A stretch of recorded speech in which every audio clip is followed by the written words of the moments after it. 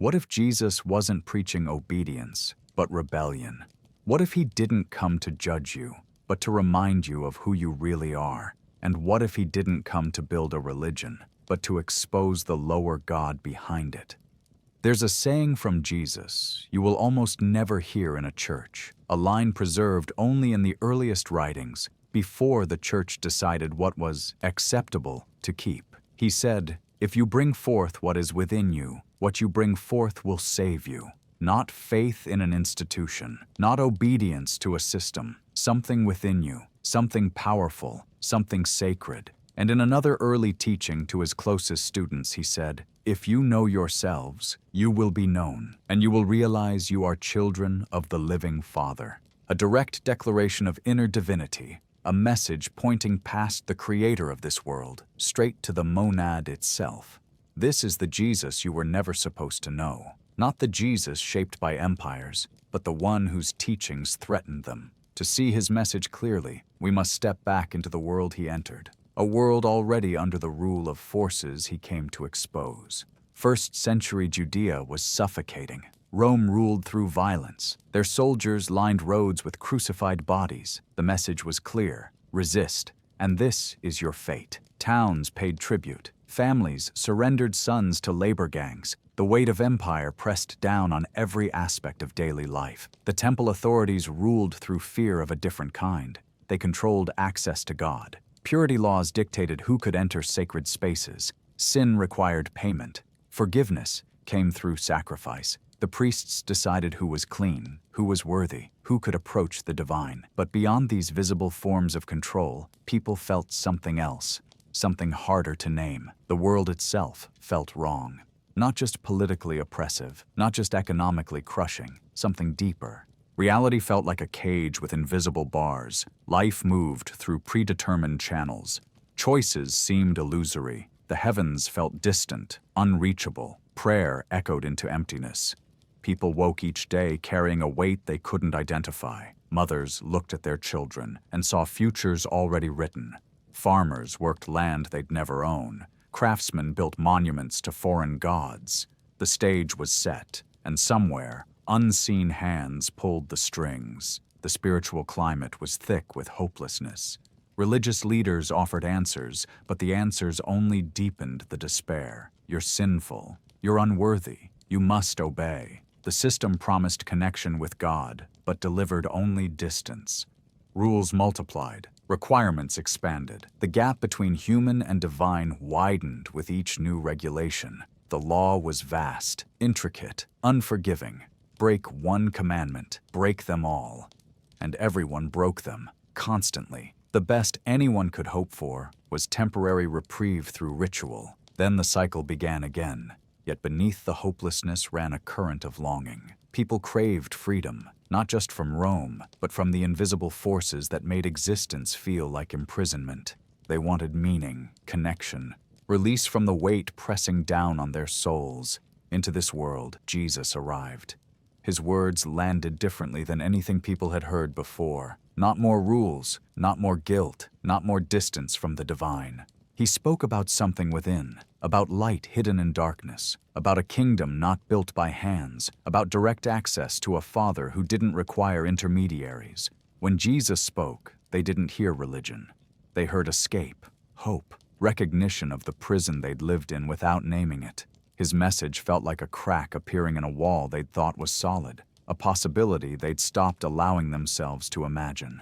Jesus addressed their inner pain directly. He saw the cage, named the weight, pointed toward the source of their imprisonment, and offered a way out that required no permission from Rome or temple. No external authority could grant it or take it away, because the key was already inside them.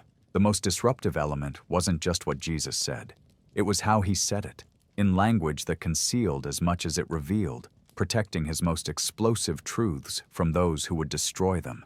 This ambiguity gave way to the world that followed him. The Christianity you know today is one version among dozens. In the first 3 centuries after Jesus, competing interpretations flourished across the Mediterranean.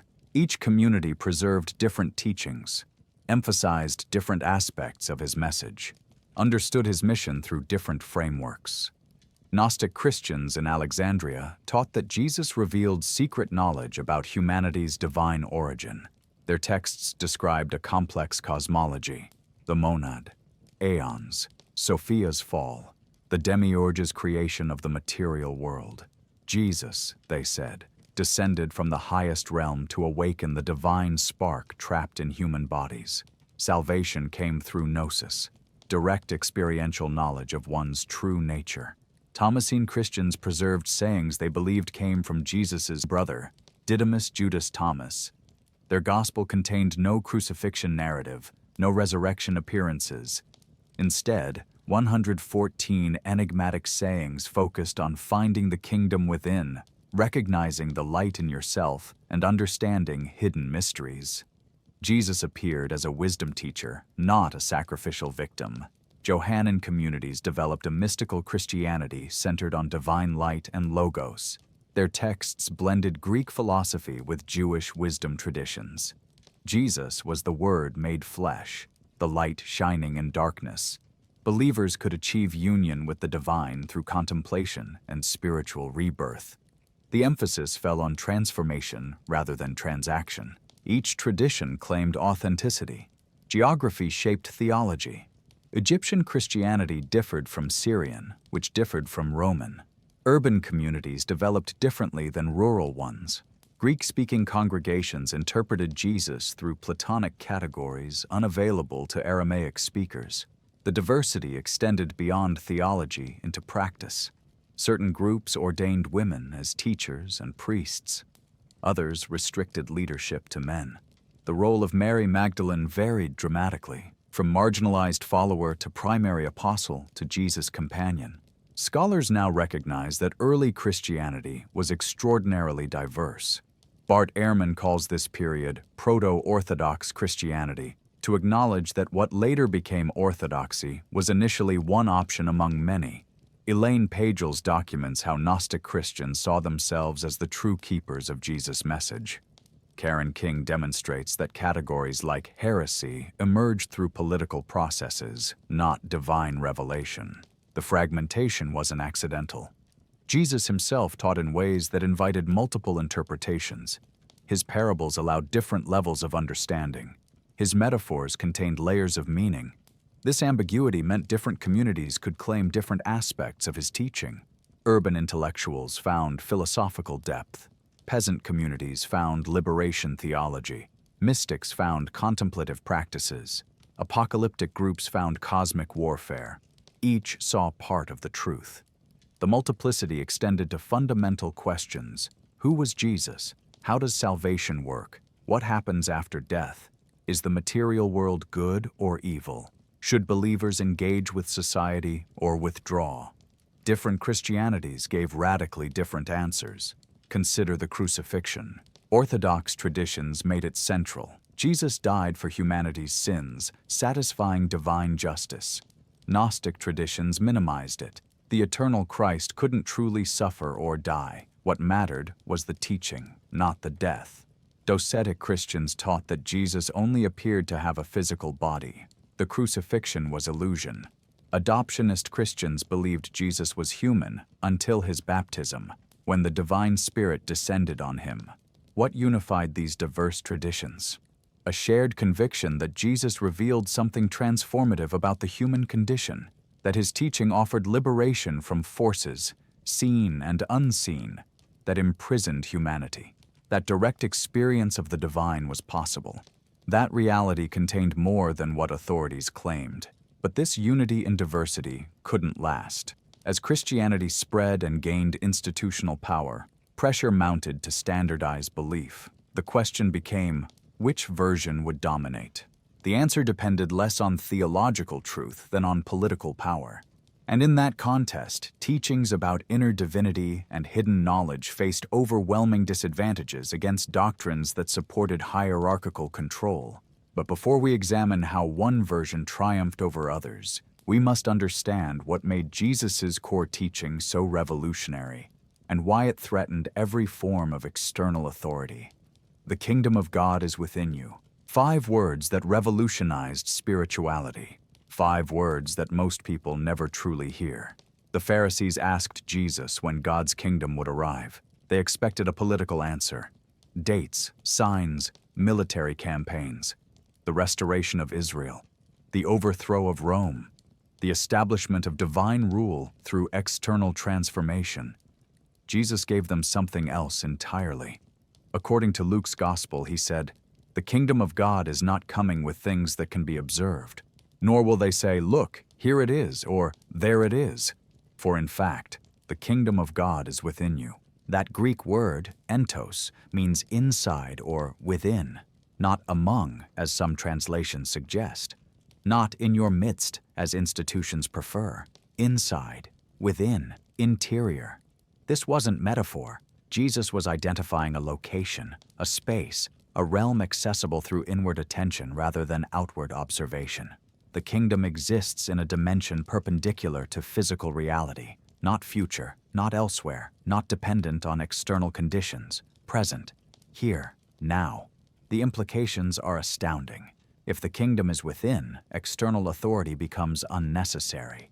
No need for temples, no requirement for priests, no payment for access. The divine realm isn't mediated by institutions. It's immediately available through interior attention.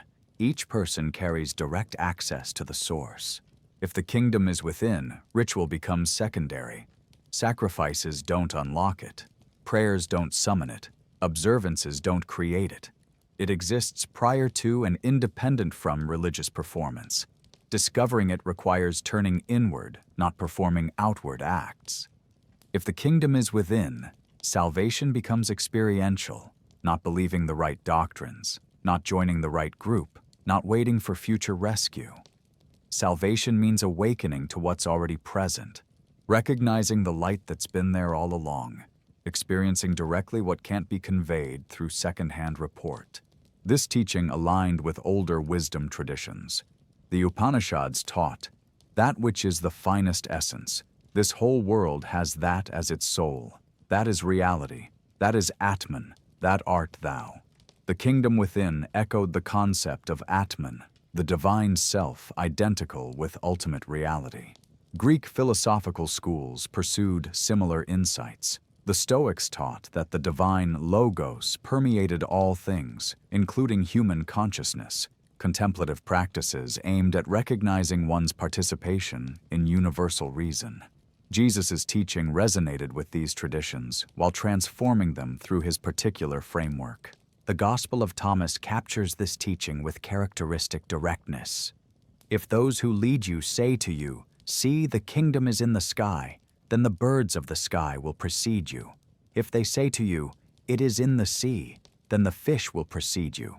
Rather, the kingdom is inside of you, and it is outside of you. Inside and outside. Not either or, but both, and. The kingdom exists in both dimensions simultaneously. Find it within, and you'll recognize it without. The inner and outer kingdoms mirror each other, but the path begins internally." Another saying from Thomas emphasizes the experiential nature of this discovery. "When you come to know yourselves, then you will become known, and you will realize that it is you who are the sons of the living Father." Self-knowledge leads to being known. The process is reciprocal. As you discover your true nature, you're simultaneously discovered by the divine. The Father Jesus references isn't the creator God of the external world, but the living Father, the ultimate source beyond creation. And humans are his children, meaning they share his nature. This represents a non-dual understanding of reality, not separation between human and divine, but continuity. The kingdom within is divine territory already present in human consciousness. Accessing it doesn't require becoming something else. It requires recognizing what you already are. The contrast with external religion is absolute. Temple worship directs attention outward. Sacrificial systems emphasize separation from God. Sin creates distance that must be bridged through priestly mediation. Purity laws categorize people as worthy or unworthy based on external conditions. The entire apparatus assumes that humans are fundamentally separate from the divine and must earn access through correct performance. Jesus inverted this completely. The divine isn't distant. The kingdom isn't elsewhere. You don't earn entry. You're already inside. The issue isn't separation, but recognition. Not distance, but amnesia. Not sin, but ignorance of your true identity. This teaching explains Jesus' consistent rejection of external displays. He criticized public prayer, opposed ostentatious giving, dismissed ritual hand-washing, healed on the Sabbath, declared all foods clean. Each action challenged the assumption that external observance connects you to God. The connection already exists internally. External religion obscures this reality rather than revealing it. When Jesus taught his disciples to pray, he told them, "When you pray, go into your room and shut the door and pray to your Father who is in secret." The inner room, the secret place, the interior space where the kingdom resides. Not the temple, not the synagogue, not the public square. The hidden chamber of consciousness where direct encounter with the divine becomes possible. He used the metaphor of light repeatedly. The eye is the lamp of the body. If your eye is healthy, your whole body will be full of light. The Gospel of Thomas expands this. There is light within a person of light, and it lights up the whole world. If it does not shine, it is dark. Light within. Not reflected light from an external source, but inherent luminosity. The kingdom within shines with its own radiance. This light is the divine spark, the fragment of ultimate reality dwelling in human consciousness. Finding the kingdom means recognizing this light, allowing it to illuminate from within. This teaching contains what Gnostics later systematized as core spiritual truth. The divine isn't absent from humanity but hidden within it. The material world obscures this presence. External religion reinforces the obscuration. Liberation comes through inner awakening. Jesus taught methods for this awakening: stillness, silence, interior attention, withdrawal from social performance, solitary prayer, contemplative focus. These practices don't create the kingdom. They reveal what's already present. Like removing dust from a lamp, they allow the inner light to shine clearly. The revolutionary nature of this teaching cannot be overstated. It democratized the divine, eliminated religious gatekeepers, rendered institutions optional, made personal experience authoritative. Every individual became a potential priest in the temple of their own consciousness. But if the kingdom is within, what exactly is it? What exists in this interior space? Jesus' answer pointed beyond the created world to a source these first-century listeners barely understood, a truth so profound that he could only reveal it gradually to his closest followers. Gnostic Christians taught that every human being contains a fragment of divine light, not metaphorically, literally, a particle of the highest God, the monad, trapped within physical matter. This spark is your true self, the eternal, uncreated essence that predates your body, your personality, your entire material existence. The cosmology behind this belief is complex. According to texts like the Apocryphon of John and the Hypostasis of the Archons, the divine realm originally existed in perfect unity. The monad, the absolute source, emanated divine beings called Aeons. These Aeons existed in harmonious relationship within the pleroma, the fullness of divine reality. One Aeon, Sophia, desired to create something apart from her divine partner. This independent action generated the Demiurge, a lesser deity who mistakenly believed himself to be the ultimate god. The Demiurge created the material cosmos as a prison, trapping fragments of divine light within human bodies. He populated his creation with Archons, rulers who maintain the illusion that this world is all there is. Humans, according to this framework, are divine beings suffering temporary amnesia. We forgot our origin. The Archons and the Demiurge benefit from this forgetting. They feed on our confusion, our suffering, our worship directed toward them instead of the true God. The entire system, religious, political, psychological, is designed to keep us ignorant of our divine nature. Jesus appears in Gnostic texts as an emissary from the pleroma. He descends from the realm of light to remind humanity of what they've forgotten. His mission is awakening, not sacrifice. He doesn't die to appease an angry God, but but reveals the truth about a trapped God, the divine spark within each person. The Gospel of Thomas opens with this declaration: "These are the secret sayings that the living Jesus spoke, and Didymus Judas Thomas recorded. And he said, 'Whoever discovers the interpretation of these sayings will not taste death.'" Secret sayings, hidden interpretation, freedom from death. This is initiation into gnosis, direct knowledge of spiritual reality. The sayings contain encoded information about the divine spark and how to liberate it. Saying 3 illustrates this clearly. If your leaders say to you, "Look, the kingdom is in the sky," then the birds of the sky will precede you. If they say to you, "It is in the sea," then the fish will precede you. Rather, the kingdom is within you, and it is outside of you. When you know yourselves, then you will be known, and you will understand that you are children of the living Father. Children of the living Father. Not the creator of this world, but the ultimate source, the monad. And becoming known happens through self-knowledge. Understanding your true nature, the divine spark, reconnects you with your origin. Saying 50 provides cosmological context. If they say to you, "Where have you come from?"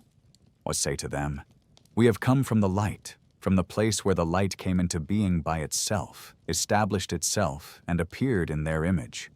If they say to you, "Is it you?" say, "We are its children, and we are the chosen of the living Father." From the light, not from matter, not from the created world, from the realm where light exists independently, self-generated, uncreated. Humans are children of this light. Chosen means recognized, remembered, awakened to true identity. Saying 77 expresses the omnipresence of divine reality. "I am the light that is over all things. I am all. From me all came forth, and to me all attained. Split a piece of wood, I am there. Lift up the stone, and you will find me there." Jesus identifies himself with the light pervading all reality, not as the historical person, but as the divine consciousness he embodies. This consciousness exists everywhere, in nature, in matter, in each person. The spark isn't separate from its source. It's the source distributed throughout creation, waiting to be recognized. The Gospel of Philip explains the condition of ignorance. Ignorance is the mother of all evil. Ignorance results in death, because those who come from ignorance neither were, nor are, nor shall be. Those who dwell in the truth will be perfect when all the truth is revealed. Ignorance causes death, not physical death, but spiritual death. Separation from the source, identification with the false self created by the material world. Truth is the antidote, and truth means recognizing the divine spark within. Jesus teaches practices for awakening this recognition. The Gospel of Thomas, saying 108, "Whoever drinks from my mouth will become like me. I myself shall become that person, and the hidden things will be revealed to him." Drinking from Jesus' mouth means receiving his teaching directly. The process transforms both teacher and student into the same substance, divine light recognizing itself. Hidden things are revealed because the veil of ignorance dissolves. What was always present becomes visible. This teaching parallels Hindu concepts of Atman and Brahman. Atman is the individual soul, the true self beneath personality and ego. Brahman is ultimate reality, the cosmic consciousness pervading all existence. Vedantic philosophy teaches that Atman and Brahman are identical. Tat tvam asi, that art thou. The individual soul is the universal soul. Recognition of this unity constitutes enlightenment. Jesus taught a similar non-dual realization. The spark within is the monad in miniature. Finding the kingdom within means discovering your identity with the source. This isn't metaphorical union. It's literal recognition of what you've always been. The practical implications transform spiritual practice. Prayer becomes communion with yourself. Meditation reveals your true nature. Contemplation allows the spark to illuminate consciousness. You're not reaching toward a distant God. You're removing obstacles that obscure the God you already are. This explains Jesus' teaching about the single eye in Matthew 6:22. The eye is the lamp of the body. So, if your eye is healthy, your whole body will be full of light. Gnostic interpretation understands this as the third eye, the inner organ of spiritual perception. When this eye opens, the body fills with the light of the divine spark.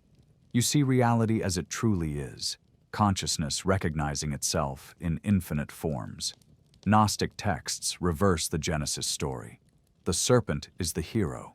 The tree of knowledge represents gnosis, direct experiential awareness of divine reality.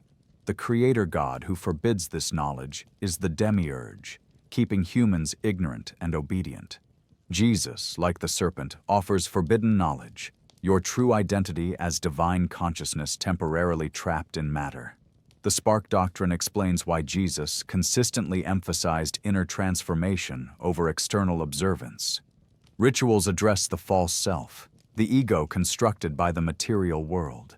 The spark is already perfect, already divine, already free. It doesn't need purification. It needs recognition. Saying 70 from Thomas captures this perfectly. If you bring forth what is within you, what you have will save you. If you do not have that within you, what you do not have within you will kill you. What is within you? The divine spark, the fragment of uncreated light, your true nature beneath layers of false identity. Bringing this forth, making it conscious, allowing it to illuminate your awareness, saves you. Not from hell, but from the prison of ignorance, from enslavement to forces that rule through keeping you asleep. But Jesus didn't teach this truth directly to everyone. He couldn't. The knowledge was dangerous. Those who ruled the world, both seen and unseen, had every reason to prevent its spread. So Jesus taught in code, through stories, through paradoxes, through metaphors that revealed truth to those ready to hear while concealing it from those who would destroy it. So he taught two audiences simultaneously. To the crowds, he spoke in parables, simple stories about farmers, seeds, lost coins, wayward sons. The narratives entertained. They contained moral lessons accessible to anyone. They seemed straightforward enough that religious authorities couldn't immediately condemn them as heretical. To his closest disciples, he explained the hidden meanings. The same parables that appeared simple on the surface contained multiple layers of spiritual significance. The public heard one thing. The initiated understood something else entirely. Mark 4:10-12 makes this explicit. When Jesus was alone with his followers, they asked about the parables. He answered, "To you has been given the secret of the kingdom of God, but for those outside, everything comes in parables, so that they may indeed look, but not perceive, and may indeed listen, but not understand." This wasn't cruelty, it was protection. Certain truths, if spoken openly, would provoke immediate violent response. Rome executed people for sedition. Temple authorities had Jesus' cousin John beheaded. The world was hostile to teachings that threatened existing power structures. Concealment was survival strategy. But it was more than survival. Esoteric teaching traditions recognize that spiritual knowledge requires preparation. Hearing advanced truths before you're ready doesn't help. It confuses. It can even harm. Like giving a child a book in a language they don't yet speak. Premature revelation produces no understanding. Parables worked as graduated initiations. The surface meaning taught ethical behavior. Deeper meanings revealed cosmological truths. The deepest layer communicated gnosis, direct knowledge of reality's true nature. Each listener received what they were prepared to understand. Consider the parable of the sower from Mark 4. A farmer scatters seed. Some falls on the path and birds eat it. Some falls on rocky ground, sprouts quickly but withers in the sun. Some falls among thorns that choke it. Some falls on good soil and produces abundant harvest. The conventional interpretation, the seed is God's word. Different soils represent different human responses. Some people reject the message, some accept it superficially. Some let worldly concerns choke it. Some receive it fully and bear fruit. Jesus explains this interpretation to his disciples, but there's another layer. The seed is the divine spark. The path, rocky ground, and thorns represent different states of consciousness dominated by material concerns. The birds are Archons, forces that steal spiritual truth before it can take root. The sun represents the pressure of worldly systems that scorch emerging awareness. The thorns are psychological attachments that choke spiritual growth. The good soil is prepared consciousness, a person who has cleared away archonic interference, resisted systemic pressure, released material attachments.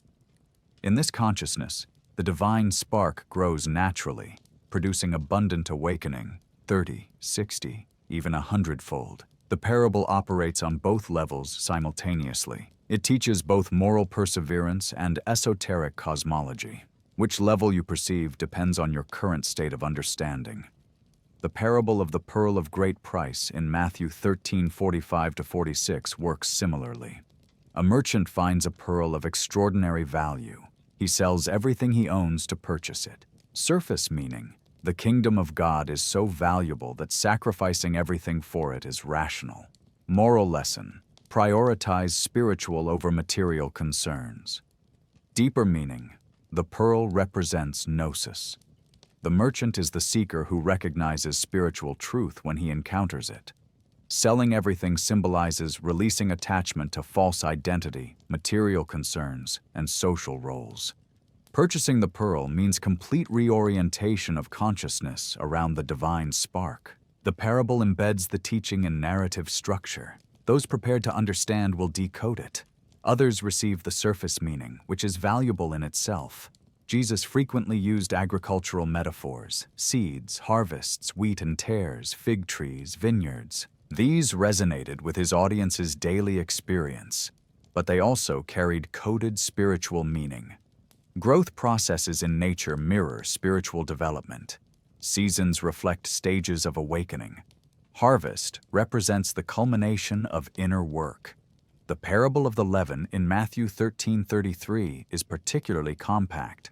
The kingdom of heaven is like yeast that a woman took and mixed in with 3 measures of flour until all of it was leavened. 3 sentences, seemingly simple, but notice the imagery. A woman, often representing Sophia in Gnostic symbolism, yeast, a tiny amount that transforms the whole. 3 measures, the threefold division of being, body, soul, spirit. Complete leavening, total transformation of consciousness. The parable suggests that a small amount of gnosis, properly integrated, transforms entire being. The divine spark, once recognized, pervades all aspects of consciousness. You can't confine it to one compartment of life. It expands until everything is illuminated. Jesus often ended parables with the phrase, "Let anyone with ears to hear listen." This wasn't rhetorical flourish. It was direct instruction. Pay attention. Listen beyond the surface. Hear what's actually being communicated. The teaching contains multiple frequencies. Tune your receiver correctly. The Gospel of Thomas preserves many sayings that function as compressed parables. Saying 109, "The kingdom is like a person who had a treasure hidden in his field but did not know it. After he died, he left it to his son. The son did not know about it. He took over the field and sold it. The buyer was plowing and found the treasure.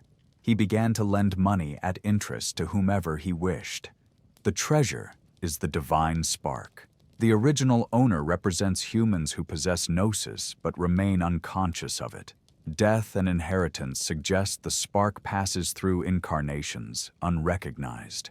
Selling the field symbolizes complete abandonment of the spiritual path. The buyer who discovers the treasure represents the one who accidentally awakens to the divine presence within. Once found, this treasure generates infinite spiritual wealth. Lending at interest means the awakening naturally produces more awakening. The parable doesn't explain itself. It requires interpretation, active engagement, contemplative attention. This is intentional. The parable is a puzzle. Solving it produces understanding. Receiving a direct explanation wouldn't have the same effect. This teaching method has precedent in Jewish wisdom literature. The Book of Proverbs uses parables and riddles. Rabbinic tradition developed elaborate systems for interpreting Torah at multiple levels: peshat, plain meaning; remez, hint; dirash, homiletical interpretation; and sod, secret mystical meaning. Jesus employed similar hermeneutical strategies, but the parables did more than conceal truth from hostile authorities and reserve it for prepared students. They also subverted dominant narratives about power, worth, and divine favor. The parable of the laborers in the vineyard, Matthew 21-16, illustrates this. A landowner hires workers at different times throughout the day. At evening, he pays them all the same wage, even those who worked only 1 hour. The workers hired first complain about the injustice. The landowner responds, "Am I not allowed to do what I choose with what belongs to me? Or are you envious because I am generous?" On the surface, this challenges economic assumptions about deserved compensation. But the deeper meaning undermines religious hierarchies. The kingdom isn't earned through years of observance. It isn't doled out proportionally based on effort. Grace, or gnosis, is available equally to all, regardless of how long they've been seeking. The divine spark doesn't distinguish between lifelong practitioners and sudden awakeners. This teaching would have infuriated religious authorities who based their power on claims of superior spiritual merit. Jesus' parable demolished that foundation. The parables consistently elevate the marginalized and humble the powerful. The Good Samaritan, the prodigal son, the tax collector, and the Pharisee. Each narrative inverts social hierarchies. In the kingdom, Jesus describes, outsiders enter before insiders. The last become first. Children understand what scholars miss. These inversions aren't random. They point to a fundamental truth. Spiritual awakening doesn't correlate with social position. The divine spark exists in everyone equally. External status is irrelevant to inner realization.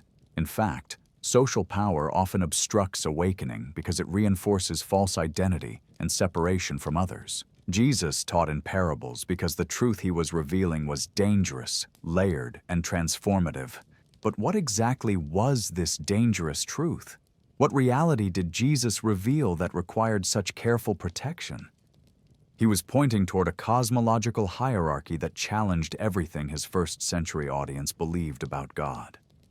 Jesus distinguished between two divine figures. The texts preserve this distinction, though translators often obscure it. Jesus spoke of the Father in ways that didn't align with the Old Testament deity. He referenced a God beyond creation, above the world, separate from the entity who made the material realm. This becomes clearest in the Gospel of John, chapter 8. Jesus is debating with religious authorities who claim Abraham as their father. The exchange escalates. "Abraham is our father," they assert. Jesus responds, "If you were Abraham's children, you would be doing what Abraham did. But now you are trying to kill me, a man who has told you the truth that I heard from God." Then comes the critical exchange. "We have one Father, God Himself." Jesus replies, "If God were your father, you would love me, for I came from God and now I am here. You are from your father, the devil, and you choose to do your father's desires."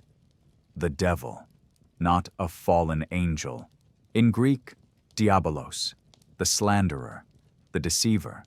Jesus is identifying the God they worship as fundamentally opposed to the true Father He represents. Their God is the God of this world. His Father transcends this world. John 12:31 makes this explicit. Jesus says, "Now is the judgment of this world. Now the ruler of this world will be driven out." The ruler of this world. Greek, Archon tou kosmou toutou, the chief Archon, the entity governing material reality. Jesus doesn't say Satan rules despite God's sovereignty. He says this world has a ruler, and Jesus' mission threatens that ruler's power. Paul understood this distinction. In 2 Corinthians 4:4, he writes, "The God of this world has blinded the minds of the unbelievers to keep them from seeing the light of the gospel of the glory of Christ." The God of this world. a deity distinct from the ultimate God. This matches Gnostic cosmology precisely. The demiurge rules the material realm and works to keep humans ignorant of their divine origin. The Gospel of John's prologue distinguishes between the created world and the divine realm from the opening verses. In the beginning was the Word, and the Word was with God, and the Word was God. He was in the beginning with God. All things came into being through him, and without him not one thing came into being. Then verse 10, he was in the world, and the world came into being through him, yet the world did not know him. The Word, the Logos, participated in creation but isn't identical with the Creator. The Logos comes from beyond creation, from the divine realm. When the Logos becomes flesh in Jesus, it enters a world that doesn't recognize it because that world is ruled by a lesser deity. Gnostic texts elaborate this cosmology systematically. The monad is the absolute source, unmanifest, unknowable, beyond all categories. The monad generates the pleroma, the divine fullness, populated by aeons, divine emanations existing in paired relationships. Sophia, the youngest aeon, acts independently and produces the demiurge, Yaldabaoth in some texts. This entity, ignorant of the monad's existence, creates the material cosmos. He believes himself supreme. Genesis 1 records his voice. I am God, and there is no other. But Sophia, recognizing the error, conceals fragments of divine light within the demiurge's creation. These fragments become the human soul, the divine spark trapped in matter. The demiurge rules his creation through Archons and maintains control by keeping humans ignorant of their true origin. Jesus, according to Gnostic Christianity, descends from the pleroma. He's an emissary from the monad, sent to awaken the trapped sparks. His teaching reveals the existence of the true God beyond creation. He exposes the demiurge as a usurper. He offers gnosis, direct experiential knowledge that liberates consciousness from archonic control. This framework explains otherwise puzzling gospel passages. When Jesus says in John 14:28, "The Father is greater than I," he's not expressing humility. He's describing cosmological hierarchy. The monad transcends even the Logos. The Father beyond creation is greater than any manifestation within creation. John 17:14-16 records Jesus praying, I have given them your word, and the world has hated them because they are not of the world, just as I am not of the world. I do not ask that you take them out of the world, but that you protect them from the evil one. They are not of the world, just as I am not of the world. Not of the world. Ontologically separate from the material realm. Origin lies elsewhere. The disciples, like Jesus, come from beyond creation. Their true identity transcends the physical. The evil one, the ruler of this world, threatens them because their awakening undermines his power. The Lord's Prayer, examined through this lens, becomes a Gnostic invocation. Our Father in heaven, not the creator of this world, but the monad beyond creation. Hallowed be your name, recognized as sacred, distinct from the demiurge's assumed authority. Your kingdom come, your will be done, on earth as it is in heaven. The divine realm must penetrate and transform the material realm currently under archonic rule. Deliver us from evil, or more accurately, deliver us from the evil one. The Greek is to ponero, which can mean abstract evil, but also the evil one, the personal entity ruling this world. The prayer asks for protection and liberation from the demiurge's control. Jesus taught that accessing the monad requires bypassing the Creator God. Religious authorities directed worship toward the Old Testament deity, the God of law, judgment, and sacrifice. Jesus pointed beyond this figure toward a Father of pure light, mercy, and love. The contrast is absolute. The Creator God demands blood sacrifice. The monad offers unconditional gnosis. The Creator God operates through fear and judgment. The monad relates through light and recognition. The Creator God requires mediation by priests. The monad is directly accessible through the divine spark within. This teaching explains Jesus' controversial relationship with Torah. He claimed authority to reinterpret, supersede, and even contradict Mosaic law. You have heard it said, but I say to you. He wasn't just offering new interpretations, he was revealing that the source of Torah, the Creator God, was subordinate to the Father he represented. Matthew 11:27 expresses this unique relationship. All things have been handed over to me by my Father, and no one knows the Son except the Father, and no one knows the Father except the Son, and anyone to whom the Son chooses to reveal him.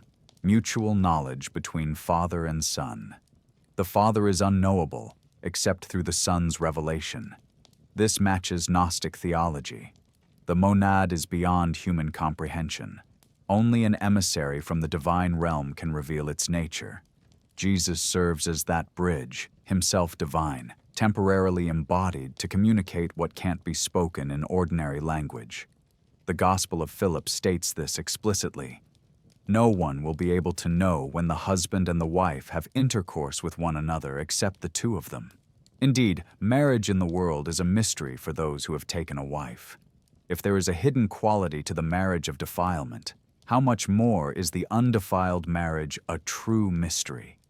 The passage uses marriage as metaphor for gnosis, the union of the soul with the monad. This knowledge is intimate, direct, experiential. It can't be communicated secondhand. The awakened one and the monad know each other in ways impossible to convey to those who haven't experienced the union. Jesus taught practices for achieving this union. Contemplative prayer, interior attention, stillness, silence, withdrawal from worldly concerns. These methods don't contact the Creator God. They bypass external deity entirely and activate the divine spark, allowing it to recognize its source. Self-knowledge leads to being known by the Father. Not belief, not obedience, not sacrifice. Direct experiential recognition of your true nature as a fragment of divine consciousness. This teaching threatened every established power structure. Rome's imperial cult rested on divine endorsement from the gods. Jewish authorities derived legitimacy from being intermediaries between the Creator God and his people. Exposing the Creator as a lesser deity demolished both foundations. But Jesus wasn't just teaching abstract theology. He was identifying specific forces, both human and transhuman, that maintained the prison of material existence. Forces that fed on human ignorance and fear. Forces that would do anything to prevent awakening. The Gospels record Jesus casting out demons with unusual frequency, not occasional exorcisms. Constant confrontation with non-human intelligences inhabiting human consciousness.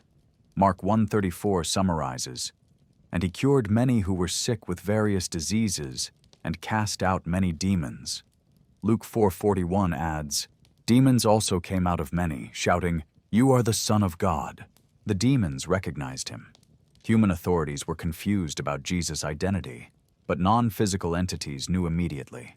They perceived what he was, an emissary from beyond their realm, threatening their control over human consciousness. The temptation narrative in Matthew 4 and Luke 4 records the most significant confrontation. After 40 days of fasting, Jesus encounters the devil in the wilderness. But examine the specific nature of this entity. The devil shows Jesus all the kingdoms of the world and their glory and offers, "All these I will give you if you will fall down and worship me." This isn't a deception or empty boast. The entity claims legitimate authority over earthly kingdoms. Jesus doesn't dispute the claim. He refuses the offer, but acknowledges the devil's actual power over worldly systems. The prince of this world genuinely rules political structures. Gnostic interpretation identifies this entity as the demiurge, or the chief archon. The temptation represents the clash between two cosmic forces, the emissary from the monad confronting the ruler of material reality. The demiurge offers Jesus power within the system he controls, political authority, material wealth, worldly glory, in exchange for allegiance. Jesus refuses. His mission is liberating consciousness from this system, not ruling within it. The temptation fails because Jesus' source of authority comes from beyond the demiurge's jurisdiction. The monad transcends the Creator God's power. The exorcism accounts contain telling details. In Mark 5, Jesus encounters a man possessed by an unclean spirit. The entity identifies itself. "My name is Legion, for we are many." Legion, a Roman military term. Thousands of soldiers organized to conquer and occupy territory. The metaphor is precise. Archons function like occupying forces in human consciousness. They're organized, numerous, and operating under unified command to maintain control over the material realm. The possessed man lives among tombs, trapped in death, isolation, separation from community. This is archonic influence. Jesus expels the demons into a herd of swine, which immediately rush into the sea and drown. The symbolism resonates. Archonic consciousness can't survive when expelled from human hosts. It requires human bodies and awareness to operate. Without that attachment, it dissolves. The townspeople's response is revealing. They're afraid and ask Jesus to leave. Liberation from archonic control is disturbing. The familiar prison feels safer than unknown freedom. Mark 3:22-27 records religious authorities' response to Jesus' exorcisms. They claim, "He has Beelzebul, and by the ruler of the demons he casts out demons." Jesus responds with logical argument. How can Satan cast out Satan? If a kingdom is divided against itself, that kingdom cannot stand. Then he adds a critical statement. "But no one can enter a strong man's house and plunder his property without first tying up the strong man.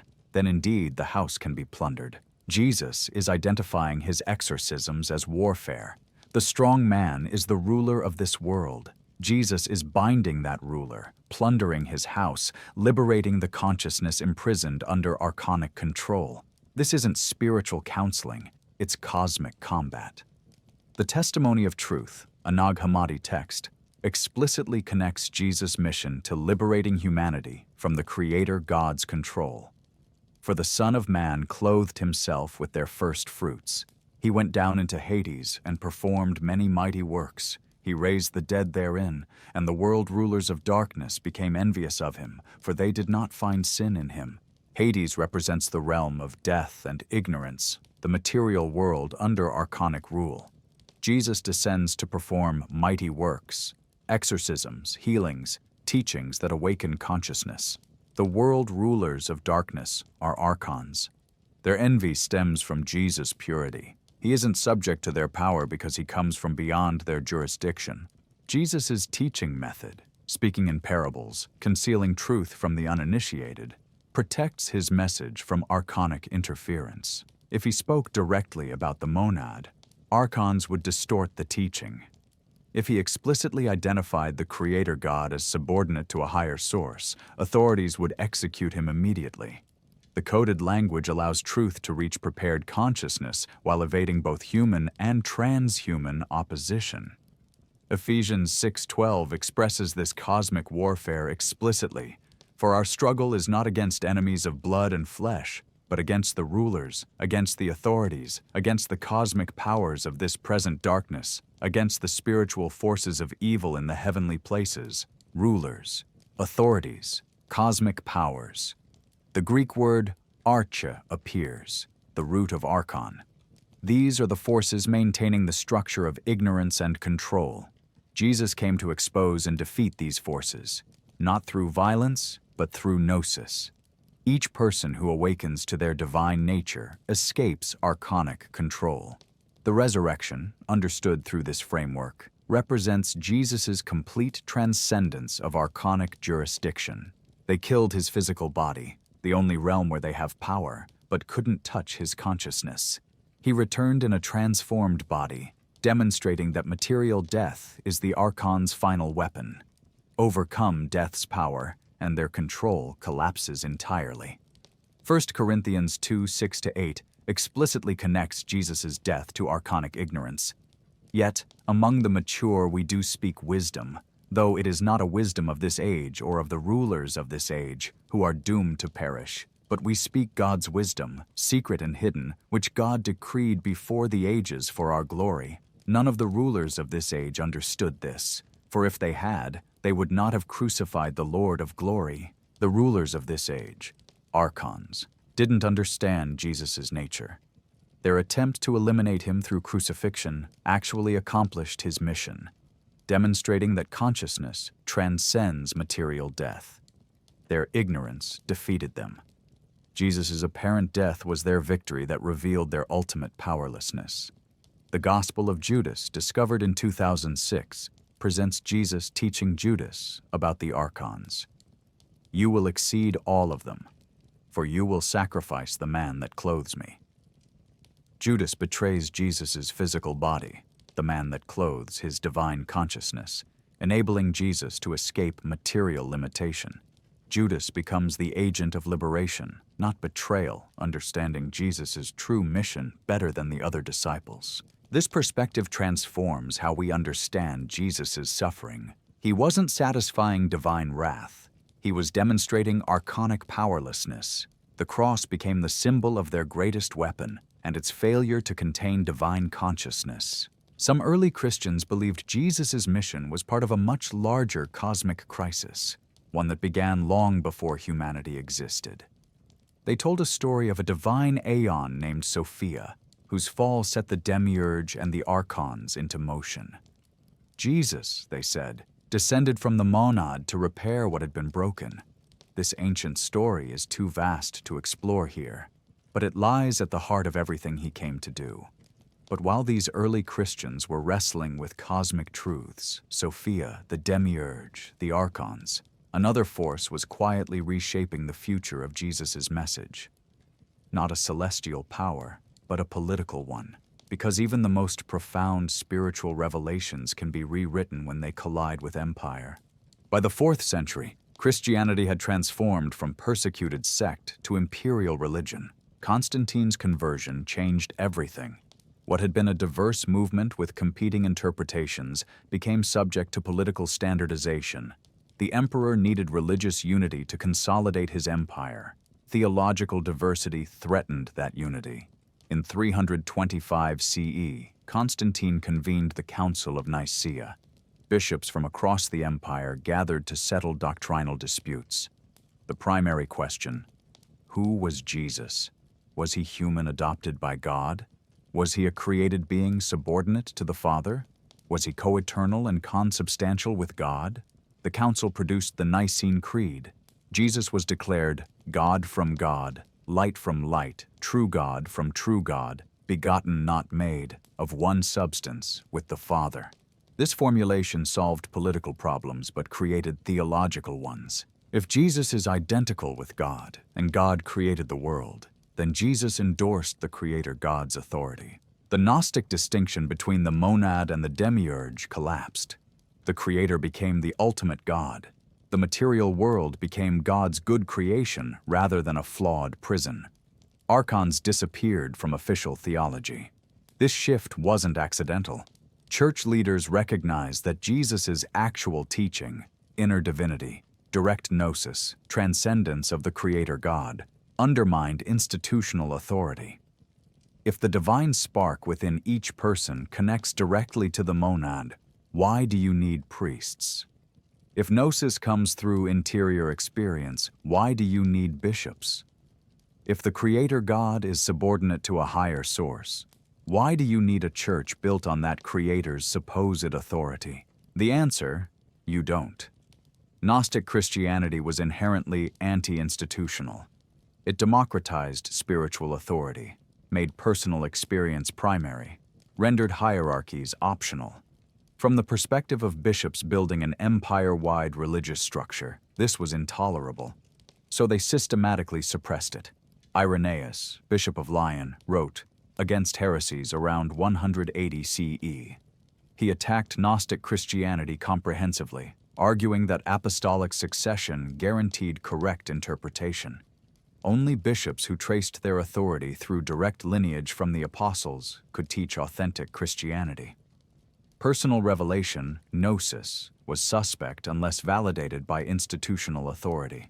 Tertullian, writing in the early 3rd century, demanded standardization. What has Athens to do with Jerusalem? What has the academy to do with the church? Philosophy, personal inquiry, mystical experience. All these were dangerous. The church possessed truth. Individual seeking led to heresy.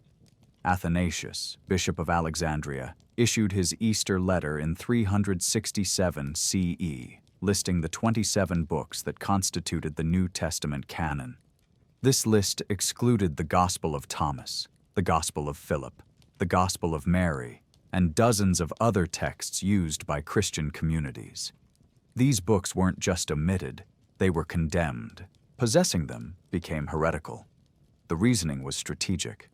The excluded texts emphasized inner experience, hidden teachings, and cosmic dualism. They portrayed Jesus as a revealer of secret knowledge rather than a sacrifice for sin. Each of these teachings threatened institutional control. If salvation comes through gnosis, then sacraments become optional. The Church had built its authority on controlling access to grace through baptism, Eucharist, confession, and ordination. Gnostic Christianity made these rituals supplementary at best, unnecessary at worst. If humans possess divine sparks, then priesthood isn't a special status.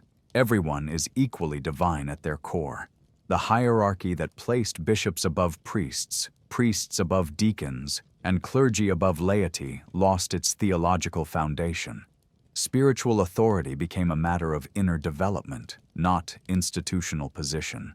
If the material world is a prison created by a lesser god, then the Church's alliance with political power becomes suspect. Constantine didn't just legalize Christianity, he weaponized it.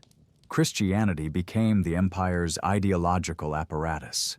A religion teaching that earthly power serves archonic forces can't function as state ideology. So the Church redefined Christianity. Jesus died for your sins. You're guilty and need institutional mediation. The Creator God is the ultimate God. Worship requires obedience to His representatives. Salvation comes through the Church. No alternative paths exist. The material world is God's good creation.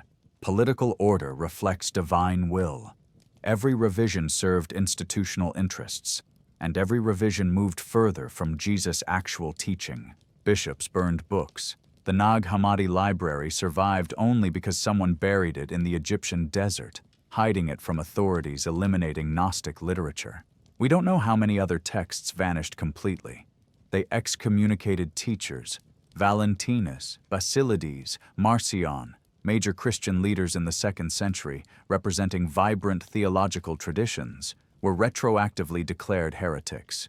Their writings were destroyed, their students were dispersed. Their interpretations of Jesus were erased from official memory. They executed dissenters. The Theodosian Code of 380 CE made Christianity the official imperial religion and banned all other forms. The transformation was total. Within a century of Constantine, the diverse, mystical, experientially focused movement Jesus initiated became a centralized, hierarchical, dogma-enforcing institution.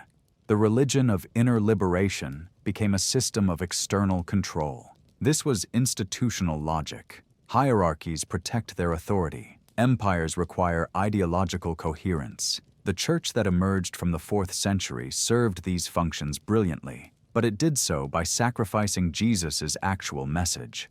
The irony is absolute. Jesus taught liberation from external authority. Christianity became an authority structure. Jesus revealed inner divinity. Christianity taught original sin and human depravity. Jesus exposed the Creator God as subordinate to the monad. Christianity made the Creator God absolute. Jesus offered direct gnosis. Christianity demanded mediated faith. The reversal was complete. But the original teachings didn't disappear entirely. They survived in buried texts, secret traditions, mystical movements that the Church couldn't fully suppress. For those willing to look beyond official doctrine, Jesus' actual message remained recoverable. The Nag Hammadi library contains Gospels, apocalypses, and secret teachings that preserved the version of Christianity the Church had tried to eliminate. Some texts dated to the mid-2nd century, possibly earlier than the canonical Gospels in their current form. The Gospel of Thomas opens with Jesus' voice speaking directly. These are the secret sayings that the living Jesus spoke and Didymus Judas Thomas recorded. Secret sayings, not public sermons, not teachings for everyone, hidden knowledge reserved for those prepared to receive it. The Gospel contains 114 sayings, most beginning with Jesus said. No birth narrative, no crucifixion, no resurrection appearance, just teachings. Saying 2 establishes the path. Let one who seeks not stop seeking until one finds. When one finds, one will be troubled. When one is troubled, one will marvel and will rule over all. This is the progression of Gnosis. The search disturbs comfortable beliefs.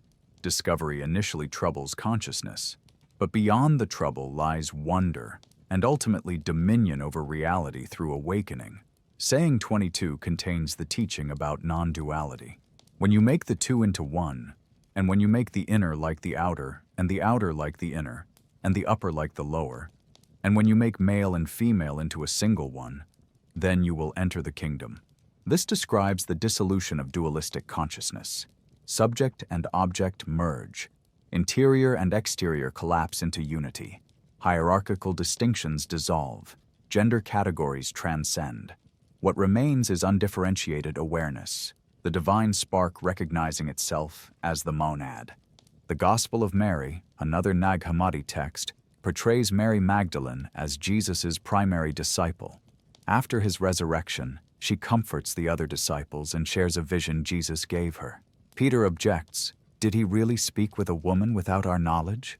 Are we to turn around and listen to her?" Levi responds, "Surely the Savior knows her well. That is why he loved her more than us." Mary comprehended Jesus' teaching more deeply than the male disciples.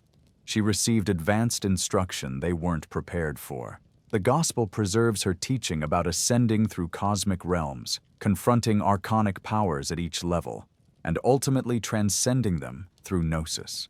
The Gospel of Philip elaborates on sacramental mysteries. The baptism is the holy building. The redemption is the holy of the holy. The bridal chamber is the holy of the holies. Baptism purifies, redemption liberates, but the bridal chamber, the mystical union of soul with the divine, represents the highest initiation. This is Gnosis, the spark reuniting with the monad in conscious recognition. Philip describes this as spiritual marriage, the ultimate purpose of Jesus' teaching. Philip also addresses the nature of resurrection.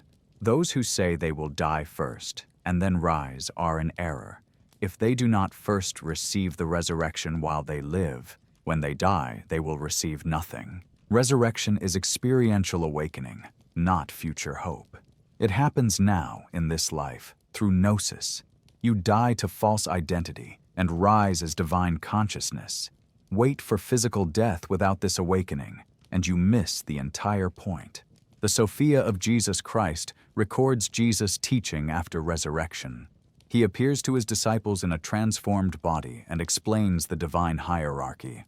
The monad, the first emanations, the generation of aeons, Sophia's error, the demiurge's creation, the imprisonment of light, and the path of return. The disciples ask questions. Jesus answers in detail. The text preserves what Jesus taught privately, the full Gnostic mythology, the nature of reality, the human predicament, and the solution. These texts aren't curiosities. They're scripture for millions of early Christians. They represent Jesus' teaching before the church decided which version to authorize. They show what his message was before institutional interests reshaped it. Read them together, and a consistent picture emerges. Jesus taught Gnosis. He revealed the divine spark within. He exposed the Creator God as subordinate to the monad. He identified archonic forces controlling human consciousness. He offered practices for awakening to your true nature. The church suppressed these texts for good reason. They threatened every foundation of ecclesiastical authority. But suppression isn't elimination. The texts survived. They're available now. Anyone can read what the church tried to hide, and reading them raises an obvious question. If this is what Jesus taught, how do we practice it? Jesus provided specific instructions for awakening the divine spark. Matthew 6:6 records the foundational practice. When you pray, go into your room and shut the door, and pray to your Father who is in secret, and your Father who sees in secret will reward you. Your room. The Greek word is tamion, a private inner chamber. Shut the door. Eliminate external stimuli. This is meditation instruction. This practice reveals what ritual obscures. The reward comes from your Father who sees in secret, not external validation, not social recognition. The divine presence witnesses your interior practice and responds with direct experience. Jesus taught breath awareness. Matthew 6:25-27 advises, "Do not worry about your life, what you will eat or what you will drink, or about your body, what you will wear. Can any of you by worrying add a single hour to your span of life?" The underlying instruction: observe breath as life force. Worrying about material needs distracts from the fundamental reality of existence, breath. Each inhalation and exhalation connects you to source.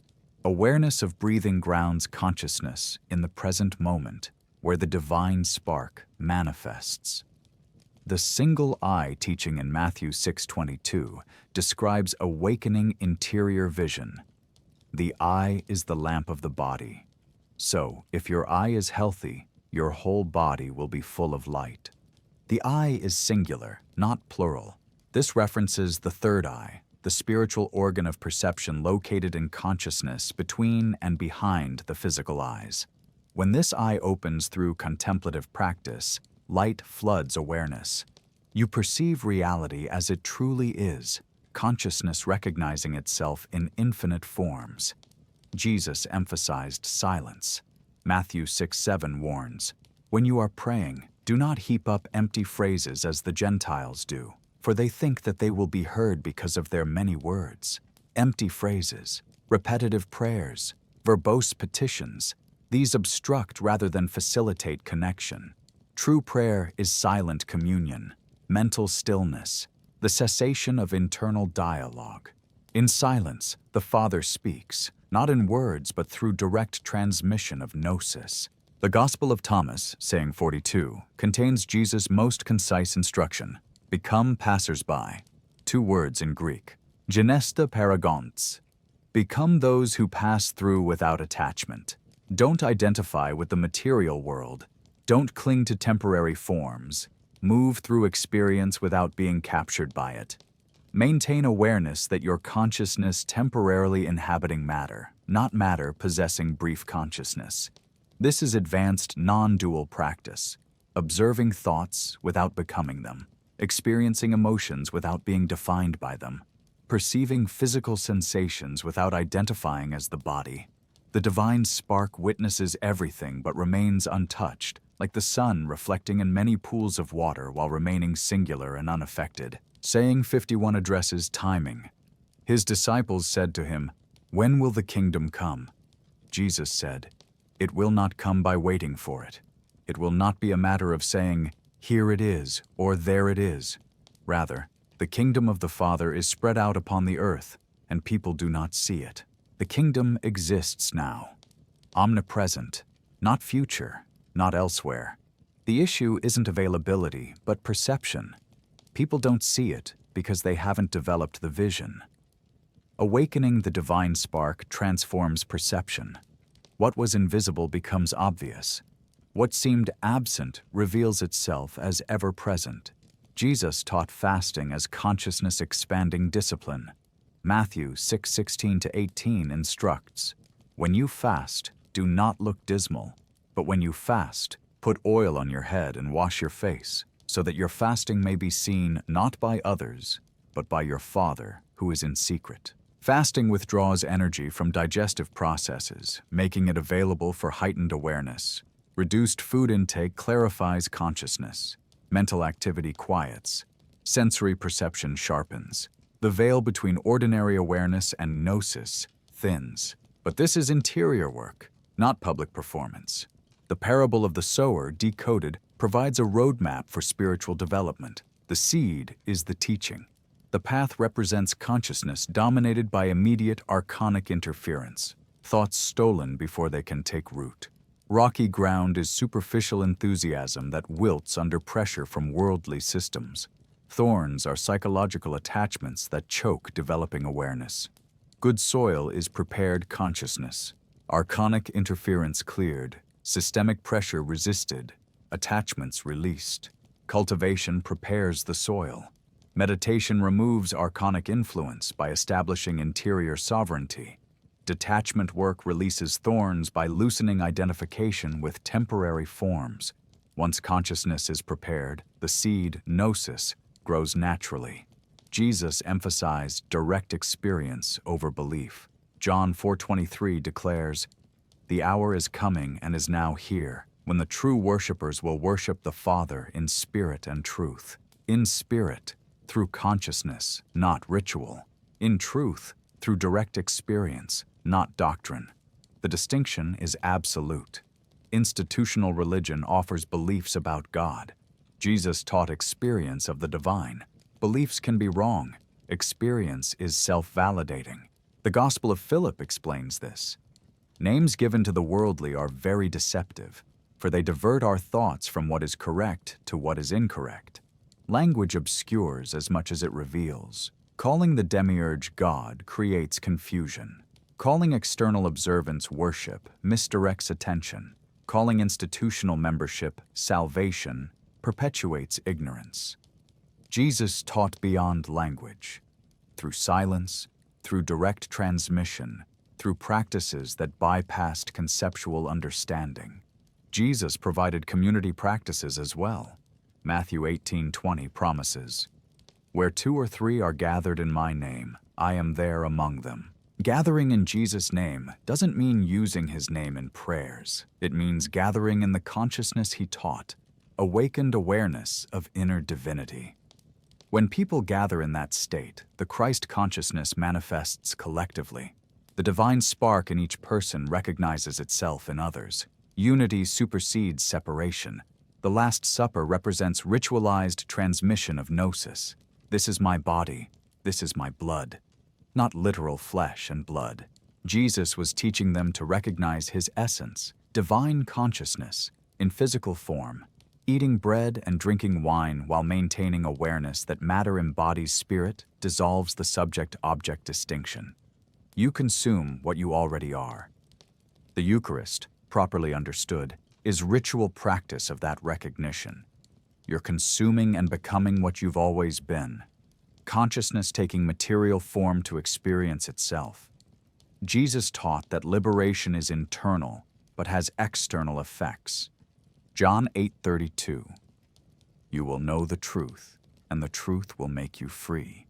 Freedom from archonic control. Freedom from identification with temporary forms. Freedom from fear of death. Freedom from need for external validation. The truth, gnosis, liberates because it reveals that the prison has no actual walls. You've been free all along. The chains were psychological, maintained by ignorance. This practice path isn't easy. The Gospel of Thomas, saying 58, warns, "Blessed is the person who has suffered and found life." Suffering accompanies awakening. Comfortable beliefs dissolve. Social identities reveal themselves as constructions. Familiar worldviews collapse. The ego resists its own dissolution. The process is death, death of the false self, followed by resurrection as the true self. But the alternative is remaining asleep, identifying as the body that will die, believing the material world is all that exists, serving archonic systems unconsciously, repeating patterns of ignorance across lifetimes. Jesus offered escape from that cycle. The path he taught requires commitment, daily practice, sustained attention, willingness to question everything you've been taught, courage to face psychological dissolution, but the reward, gnosis, awakening, recognition of your divine nature, makes every sacrifice trivial in comparison. You are a fragment of the monad. You always have been. You always will be. The question is whether you'll recognize it in this lifetime. Jesus' teaching isn't ancient history. It's immediate instruction for present liberation. The Archons still operate, not as ancient mythological entities, but as forces, both internal and external, that keep consciousness trapped in ignorance. Any system that tells you you're powerless is archonic. Any belief that identifies you with your roles, possessions, or achievements is archonic. Any fear that keeps you seeking external validation is archonic. Modern institutions function like the temple authorities of Jesus' time. They claim to mediate between you and the divine. They insist their approval matters. They demand compliance with rules that have nothing to do with gnosis. Whether religious, political, economic, or social, these structures benefit from your ignorance of your true nature. The Creator God's voice still echoes through culture. You're not enough. You need to earn worthiness. Salvation comes from outside you. Obey the system. These messages permeate advertising, education, religion, entertainment. All of them reinforce separation from your divine spark. But the path Jesus taught remains accessible. The inner room still exists. Silence still opens consciousness. The divine spark still waits for recognition. Nothing external can prevent your awakening except your own choice to remain asleep. Start with Jesus' basic instruction. Withdraw from external performance. When you pray, or meditate, or contemplate, do it privately. Don't announce your spiritual practice. Don't seek recognition for inner work. The practice itself transforms consciousness. External validation is unnecessary and often counterproductive. Develop interior attention. Most people spend their entire lives focused outward, on events, other people, material circumstances. Jesus taught the opposite. Focus inward. Watch your thoughts without identifying as the thinker. Observe emotions without being controlled by them. Notice sensations without believing you are your body. This interior attention reveals the divine spark.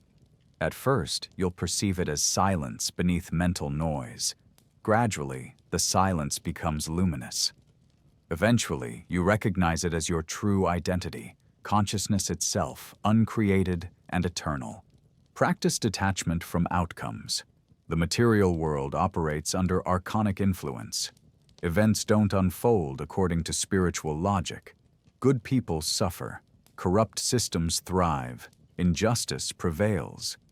Jesus taught his followers to remain internally free regardless of external circumstances. Become passers-by. I'll move through the world without being captured by it. This doesn't mean passivity. Jesus confronted authorities directly. He disrupted temple commerce. He violated Sabbath laws publicly. But he did so from inner freedom, not reactive anger. His actions flowed from awakened consciousness, not ego defense. You can operate the same way. Engage with the world strategically while remaining internally detached. Resist archonic systems without expecting them to change. Work for justice without requiring victory. Love without demanding reciprocity. This is freedom, not from circumstances, but within them. Recognize that death is archonic illusion. Your body dies. Your personality dissolves. Your roles and relationships end. But consciousness, the divine spark, is eternal. It existed before your birth. It will exist after your death. Jesus demonstrated this through resurrection, not as supernatural intervention, but as revelation of reality's true nature. Consciousness isn't produced by matter. Matter is a temporary expression of consciousness. Death releases consciousness from material limitation. Nothing is lost. Only forms change. Living from this understanding transforms everything. You stop treating this lifetime as if it's all that exists. You recognize it as one episode in an eternal existence. This produces appropriate relationship with material concerns. They matter, but not ultimately. Loss is temporary. Suffering is temporary. Everything material is temporary except the consciousness experiencing it. Build community with others who are awakening. Jesus sent his disciples out in pairs. He taught in small groups. He created intimate circles of instruction. Spiritual practice benefits from companionship. Others who are awakening can recognize your progress, support your work, and share their own experiences. But choose carefully. Many people claim spiritual awakening while remaining deeply asleep. They've replaced one set of beliefs with another. They've adopted spiritual identities as elaborate as their previous material identities. True awakening is humble. It doesn't advertise itself. It doesn't claim authority over others. When you find genuine companions, share practices, meditate together, fast together, study Jesus' hidden teachings together. The collective energy amplifies individual work. The divine spark in each person recognizes itself in others, strengthening the recognition. Understand that this path threatens existing power structures. It always has. It always will. Jesus was executed. Gnostic Christians were persecuted. Mystical movements throughout history faced suppression, not because they were dangerous to people, but because they were dangerous to systems that control people. Expect resistance. Family members may reject your awakening. Friends may distance themselves. Institutions may condemn your practice. This is normal. You're escaping a prison most people don't know exists. The guards, human and archonic, work to keep everyone contained. Your freedom threatens the system, but you can't save people who aren't ready to awaken. Jesus knew this. He taught those who were prepared. He concealed truth from those who would destroy it. You must do the same. Share gnosis with the ready. Protect it from the hostile. Allow others to remain asleep if that's their choice. Your own awakening is the primary work, not converting others, not building institutions, not creating new systems. Simply recognizing the divine spark within yourself and living from that recognition. Everything else follows naturally from this foundation. The kingdom within isn't metaphor. Enter it regularly. Spend time there. Allow the light to illuminate your awareness. Gradually, the boundary between the kingdom within and ordinary consciousness dissolves. You realize they're the same territory perceived through different modes of attention. This is what Jesus meant by the kingdom being at hand. Not coming in the future, present now, closer than your breath, more intimate than thought. You don't have to travel anywhere. You don't have to become someone different. You simply recognize what you've always been. The monad isn't distant. It's the ground of your being, the source from which the divine spark emanates. When you discover the spark within, you've discovered the monad. When you recognize your true nature, you've recognized ultimate reality. The two are identical. Jesus taught the monad truth 2,000 years ago. The church suppressed it, but suppression failed. The texts survived. The practices remained. The truth persisted. Now you know what Jesus actually taught. Not obedience to external authority, but recognition of internal divinity. Not salvation through belief, but liberation through gnosis. Not separation from God, but identity with ultimate reality. Everything Jesus taught points toward this moment. The moment you decide to remember who you truly are. You don't need permission to awaken. You don't need institutional approval. You don't need external validation. The divine spark is already present. All that's required is willingness to turn inward, face the dissolution of false identity, and recognize what you've always been. A fragment of the infinite, temporarily experiencing itself as finite, destined to remember and return to its source. To understand why Jesus taught the monad truth, we must understand the one who set the cosmic drama in motion, Sophia. So leave a like, subscribe, and stay tuned for our next video. Until next time, keep questioning. Good night.